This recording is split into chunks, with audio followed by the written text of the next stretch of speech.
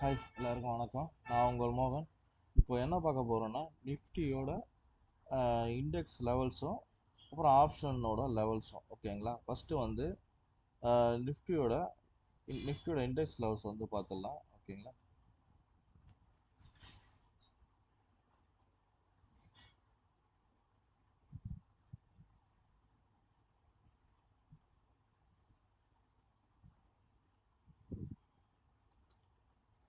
இதில் 3 லைன் கொடுத்துருப்பேன் ரெசிஸ்டன்ஸாக. இங்கே கீழே வந்து சப்போர்ட் லைன் வந்து 3 லைன் கொடுத்துருப்பேன், ரெசிஸ்டன்ஸ் லைன் வந்து 3 லைன் கொடுத்துருப்பேன். ப்ளூ க்ரீன் வந்து ஆரஞ்சு லைன் வந்து சாரி எல்லோ லைன் ஒன்று கொடுத்துருப்பேன். இது என்னன்னா இந்த எல்லோ லைனில் போய் டச் ஆயிடுச்சுன்னா கீழே அப்படியே இறங்கிடும் மார்க்கெட் ஓகேங்களா. ஒருவேளை இங்கேருந்து மார்க்கெட் போயிட்டு இந்த க்ரீனை டச் ஆயிடுச்சுன்னா ஒரு ரிவர்சல் கொடுக்கும் ஓகேங்களா. இந்த எல்லோ லைனில் வந்து டச் ஆயிடுச்சுன்னா நேராக டைரெக்டாக அங்கே ஓப்பன் ஆச்சுன்னா அங்கேருந்து கீழே வந்துடும் மார்க்கெட் ஓகேங்களா.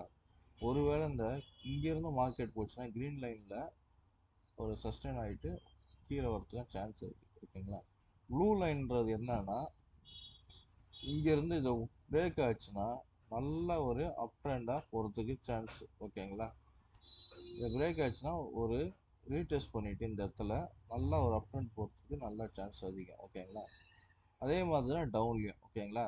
இந்த எல்லோ லைனில் வந்து ஓப்பன் ஆயிடுச்சுன்னா இங்கேருந்து மேலே போயிடும் ஓகேங்களா. இல்லைன்னா இங்கேருந்து கீழே வந்துட்டு இந்த க்ரீன் லைனில் டச் ஆகிட்டு அப்புறம் ஒரு ரிவர்சல் பேட்டர்ன் எடுத்து மேலே அப் ட்ரெண்ட் போகிறதுக்கு சான்ஸ் அதிகம் ஓகேங்களா.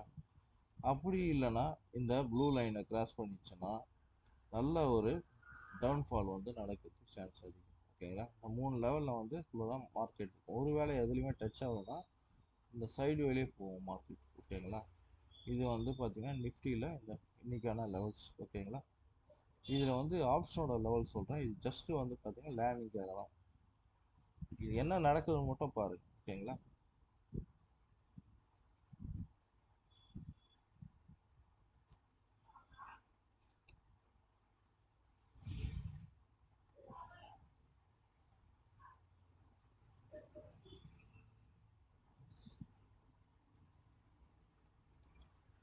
இது வந்து பார்த்தீங்கன்னா நிஃப்டியில் கால் ஆப்ஷன் புட் ஆப்ஷன் எடுத்து வச்சுருக்கோம் ஓகேங்களா.